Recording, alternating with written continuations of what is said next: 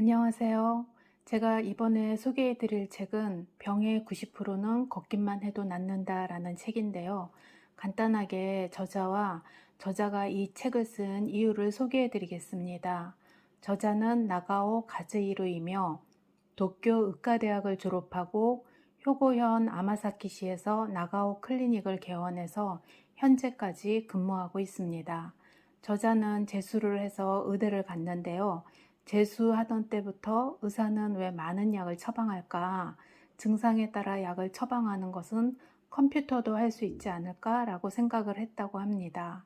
이런 생각을 갖고 있던 저자는 20년간 다양한 증상의 환자들을 가까이에서 지켜보면서 생활습관병인 류마티즘 관절염, 감기 등 병의 종류를 막론하고 가장 좋은 치료약이 걷기라는 것을 발견했고, 최소한의 의학적 치료와 함께 걷기를 병행한 환자들이 후유증 없이 건강하게 회복하는 모습을 보며 걷기의 중요성을 더 많은 사람에게 알리기 위해 이 책을 썼다고 합니다. 이 책의 내용은 4가지인데요. 첫 번째는 현대인들이 걷지 않는 이유, 두 번째는 걷지 않음으로 생기는 질병들, 세 번째는 걷기의 효능, 네 번째는 올바르게 걷는 방법에 대해 이야기하고 있습니다. 이 책을 통해서 걷기의 중요성을 다시 한번 인식하는 계기가 되고 생활의 실천에서 건강에 도움이 되었으면 합니다.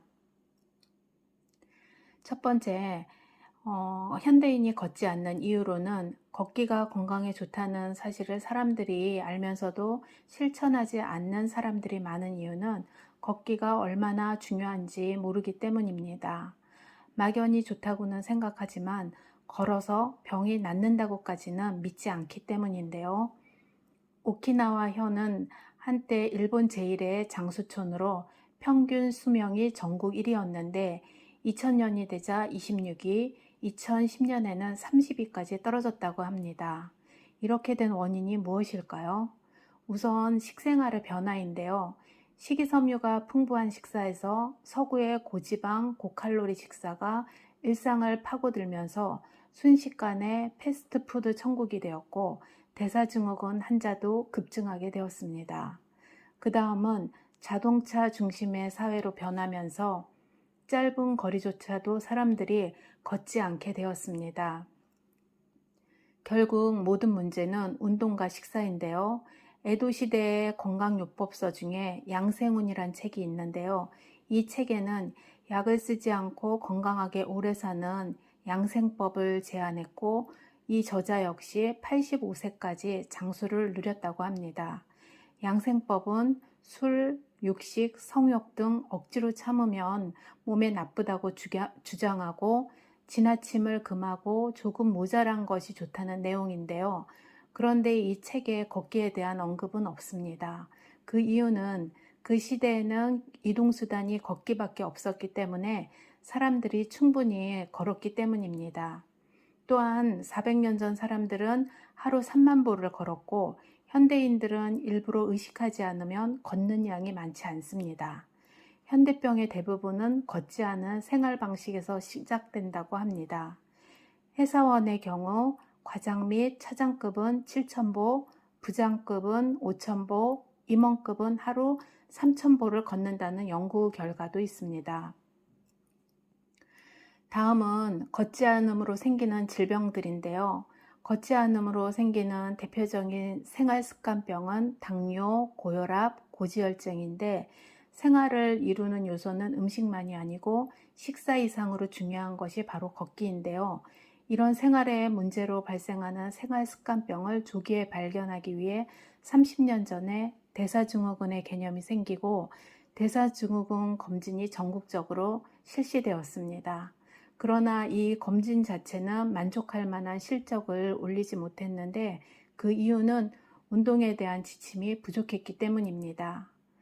또한 비만 체형이면서 혈압, 혈당, 콜레스테롤 등이 높은 사람은 체중만 조절해도 관련 수치가 눈에 띄게 낮아지고 체질량 지수가 30에 혈당치가 높은 사람이 체질량 지수가 25 이하로 떨어지면 혈당치도 확연히 내려갑니다.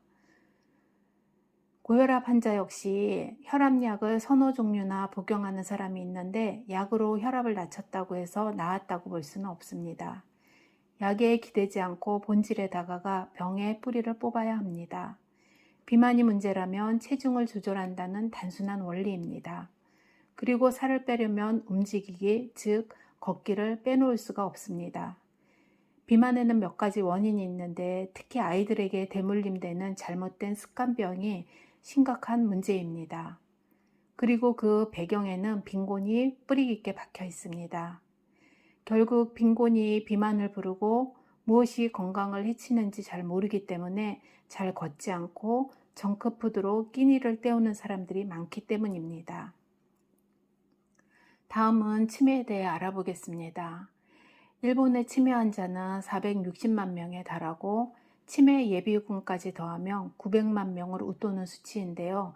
특히 80세 이상은 4명 중 1명이 치매 환자라고 합니다.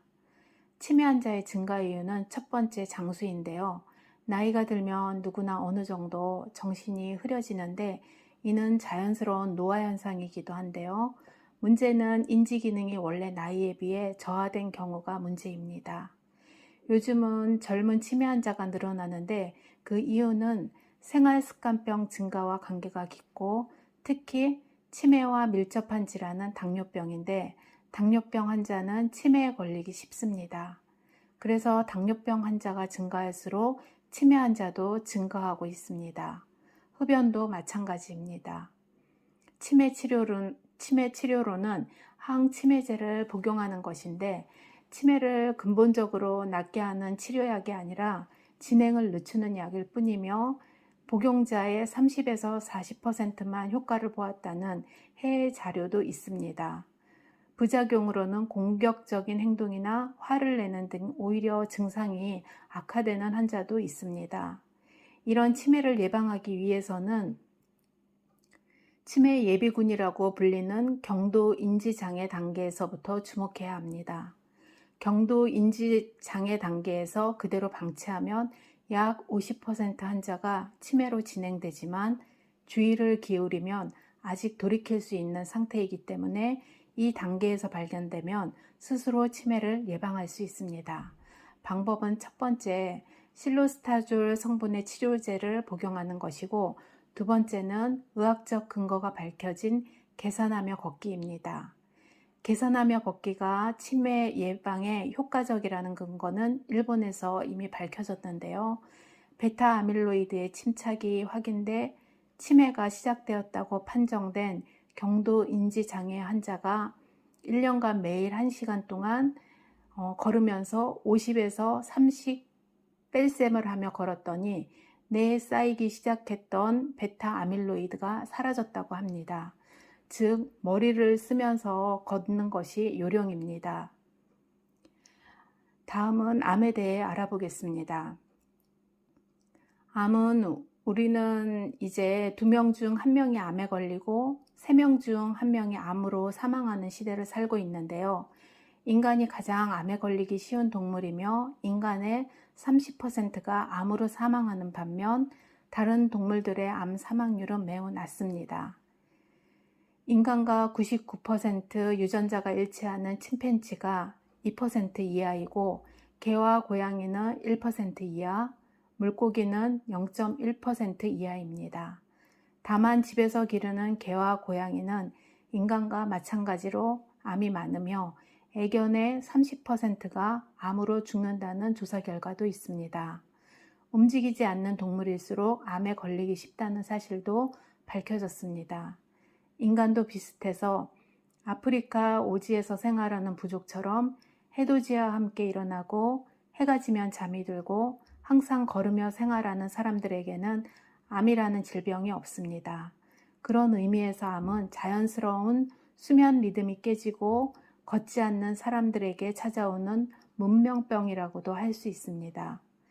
이 암의 원인은 직접적인 원인은 유전자 손상이지만 대부분은 담배, 자외선, 화학물질, 스트레스, 나쁜 식습관 등의 후천적인 원인이나 돌연변이 때문에 발생하고 있습니다.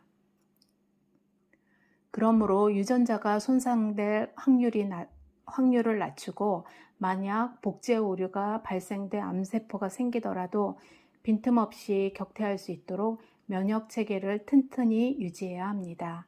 이때 가장 좋은 방법이 걷기인데요. 걸을수록 면역 세포가 활성화되기 때문입니다.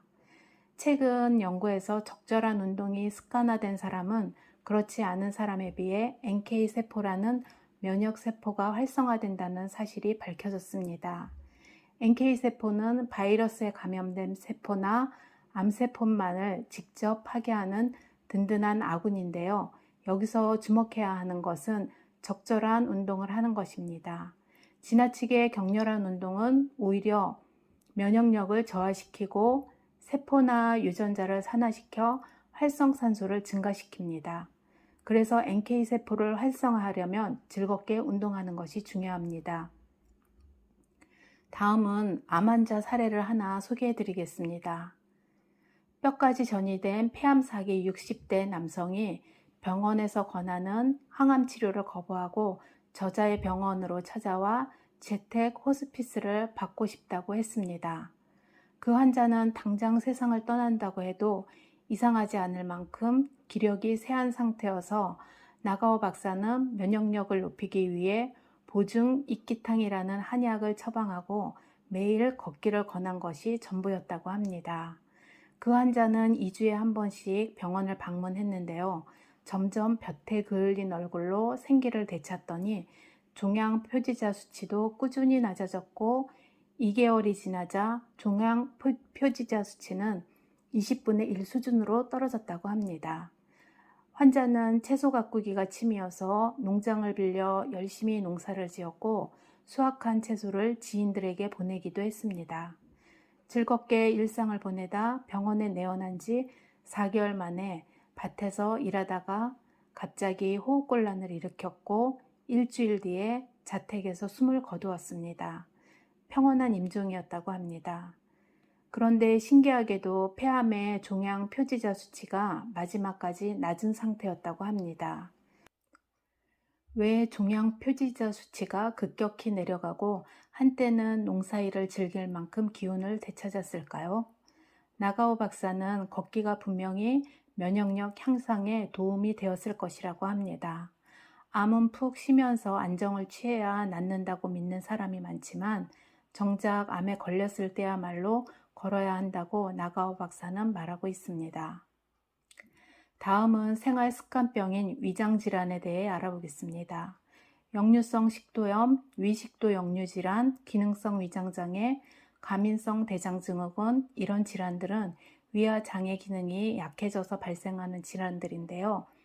기능성 위장장애란 검사 결과에 아무 이상이 없는데도 소화불량, 복통, 더부룩함 등의 증상이 있는 것을 말합니다.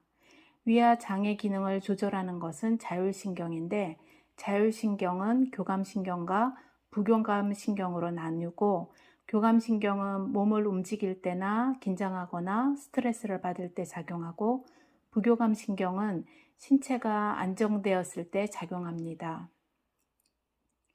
이 두 신경의 균형이 깨어지면 자율신경이 지배하는 위와 장의 기능에도 문제가 생기는데 이러한 자율신경의 기능을 개선하는데 걷기보다 좋은 방법은 없습니다.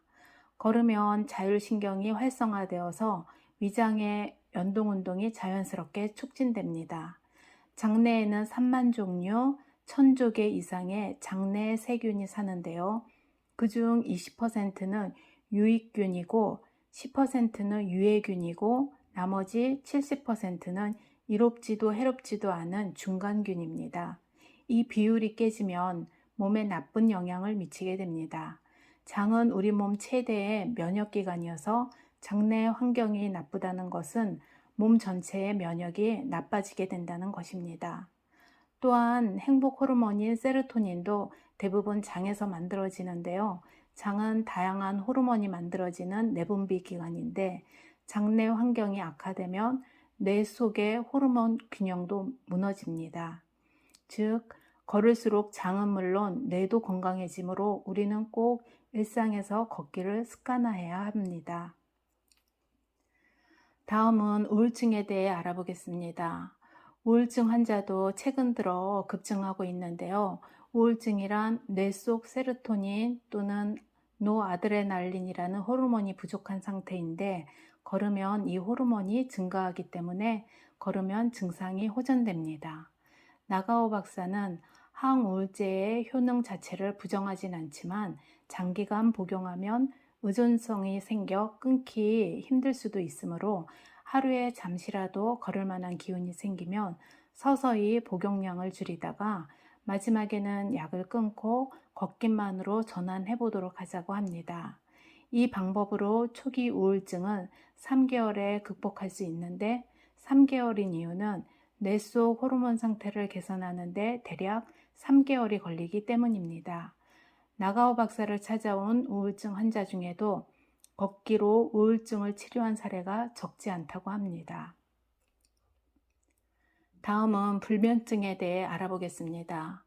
OECD 회원국과 비교하면 한국 다음 두 번째로 평균 수면 시간이 가장 짧은 나라가 일본인데요.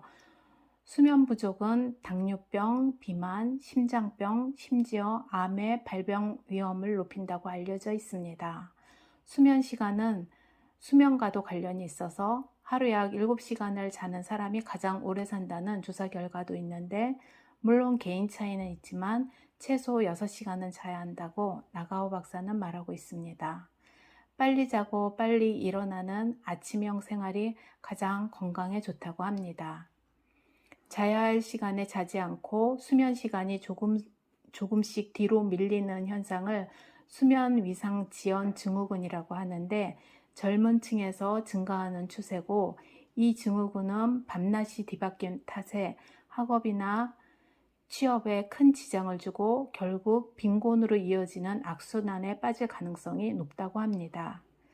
올바른 수면 습관을 기르기 위해서는 낮에 조금이라도 걸어야 하고, 고령자는 낮 시간의 활동량이 적기 때문에 밤이 되어도 쉽게 잠들지 못하는 사람이 많은데, 낮에 하이킹을 하거나 반나절 정도 걸으면 누구든지 밤에는 푹 잘 수 있습니다. 아침 해를 쬐면서 걸으면 좋은데, 이유는 아침 해를 쬐면 밤중에 수면 호르몬인 멜라토닌이 분비되는데, 멜라토닌이 분비되면 맥박, 체온, 혈압이 떨어져 자연스럽게 잠이 들게 됩니다. 멜라토닌은 아침 햇볕을 쬐은 뒤 14시간에서 16시간 뒤에 분비되기 때문에 불면증이 있다면 오전에 걷는 것이 좋습니다. 햇살을 듬뿍 받으며 걸으면 인체는 아침이 왔다는 사실을 인식합니다. 또한 적당한 피로는 밤에 잠이 잘 오도록 돕습니다. 수면제는 치매를 유발하는 요인이기도 하니 약에 의존하지 말고 걸으며 복용량을 서서히 줄이도록 해야 합니다.